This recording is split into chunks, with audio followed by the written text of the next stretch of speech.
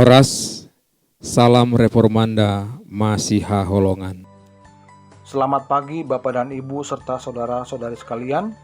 Renungan firman Tuhan bagi kita pada pagi hari ini, Kamis tanggal 22 Juli tahun 2021, berjudul Awas Berhala.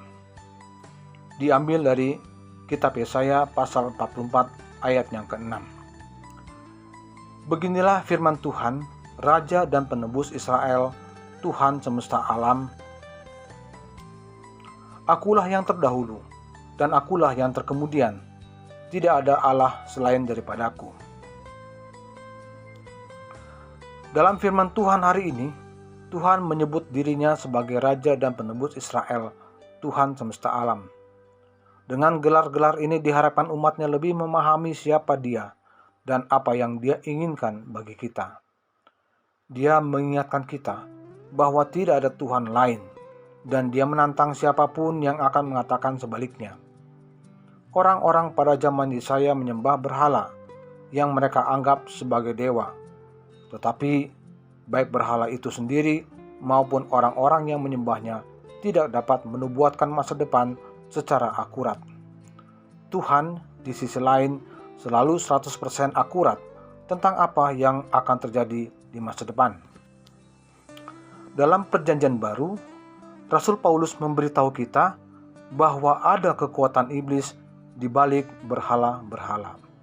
Dia katakan, "Bukan, apa yang kumaksudkan ialah bahwa persembahan mereka adalah persembahan kepada roh-roh jahat, bukan kepada Allah. Dan aku tidak mau bahwa kamu bersekutu dengan roh-roh jahat." Tertulis dalam kitab 1 Korintus 10 ayat 20. Berhala-berhala dan hal-hal yang dikorbankan untuk mereka tidak memiliki kekuatan supernatural dalam diri mereka. Tetapi di belakang berhala-berhala itu ada iblis yang bertindak sebagai bagian dari dewa. Paulus tidak bermaksud mengatakan bahwa roh-roh jahat hidup di dalam patung-patung itu, tetapi bahwa makhluk-makhluk roh jahat mengeksploitasi manusia untuk menyembah berhala. Dewa-dewa palsu, dewa-dewa yang sebenarnya bukan dewa sama sekali, saat ini kembali menyusup ke dalam kehidupan manusia. Kita yang hidup di zaman modern ini tidak berada dalam kondisi rohani yang lebih baik daripada rekan-rekan kita di zaman dahulu. Kita tidak menebang pohon dan mengukir balok kayu menjadi berhala untuk sujud di hadapannya, tetapi kita bekerja berjam-jam untuk dapat membeli beberapa benda buatan manusia. Idola kita adalah hiburan, pakaian, perhiasan, transportasi, teknologi, dan lain sebagainya. Yang lebih tragis adalah bahwa sebagian besar orang di dunia ini, karena kebutuhan rohani mereka, bahkan tidak memandang hal-hal ini sebagai berhala. Pada zaman Yesaya ada 3 berhala utama. Yang pertama Baal, dewa seks. Yang kedua Mammon, dewa uang. Dan yang ketiga Molok, dewa kekerasan. Seks, uang, kekerasan. Apakah itu terdengar familiar saat ini? Yesus memberitahu kita bahwa Dia akan segera datang. Apakah kita siap? Pertanyaan untuk direnungkan. Apakah saya beribadah hanya kepada Tuhan Allah saja? Atau ada Allah lain yang kepadanya saya mengabdi? Marilah kita berdoa.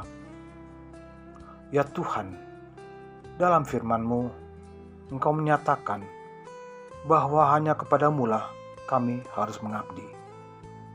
Ampunilah kami, jika kami selama ini tidak mengabdi kepadamu saja, tetapi juga mengabdi kepada ciptaan-Mu. Anugerahkan kepada kami hati yang tetap hanya mengabdi kepadamu saja. Amin.